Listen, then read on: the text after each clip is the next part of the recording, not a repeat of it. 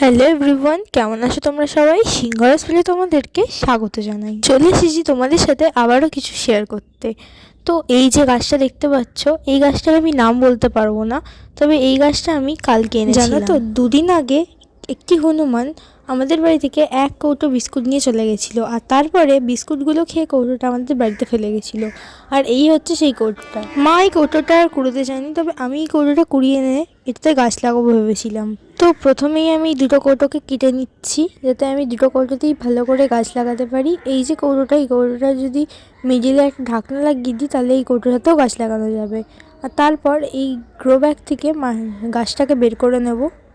আর এই যে এখানে দেখো কতটা শিকড় পুরো ছড়িয়ে আছে, আসলে মাটির পরিমাণ কম সেই কারণে।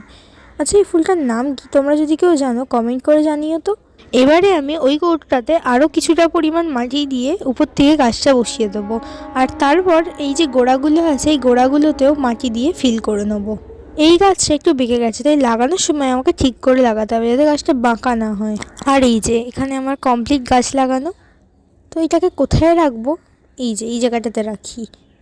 তো তারপর ভাবলাম যে না, এই জায়গাটার থেকে এই জায়গাটাতে গাছটা বেশি ভালো লাগছে। আরও একটা জিনিস তোমাদের সাথে শেয়ার করি, সেটা হচ্ছে এই যে এটা হচ্ছে মথুরা কেকের ডো। এই প্রথমবার আমাদের বাড়িতে বানানো হচ্ছে মথুরা কেক। সেই মেলায় গেছিলাম যখন, তখন থেকে মা বলেছিল বানাবে, আর বানানো হয়নি সময়ের অভাবে। তো তোমরা এই গাছটাকে দেখো, কত ভরে ভরে ফুল এসেছে না? এই গাছ থেকে একটা ফুল তুলে আজ ঠাকুরের পায়ে দেবো। চান টান করে রান্নাঘরে গিয়ে দেখি মা এখানে মথুরা কেকগুলোর কিছুটা শেপ দিয়ে রেখেছে। তারপর এই মথুরা কেকগুলো অল্প আঁচে ভালো করে ভেজে নেবে মা। আর ভাজা হলে এই যে গুঁড়োনো চিনিতে এই মথুরা কেকগুলোকে দিয়ে দেবে, যার ফলে গরম তেলের জন্য এই মথুরা কেকগুলোতে চিনিটা লেগে যাবে। সত্যি বলতে মথুরা কেকগুলো খুবই সুন্দর হয়েছিল, একবারে দোকানের মতন। প্রথমবারই যে এত ভালো হবে সেটা আশা করিনি। তো আমি মথুরা কেক খাই। তোমাদের ভিডিওটা কেমন লাগলো কমেন্ট করে জানিও।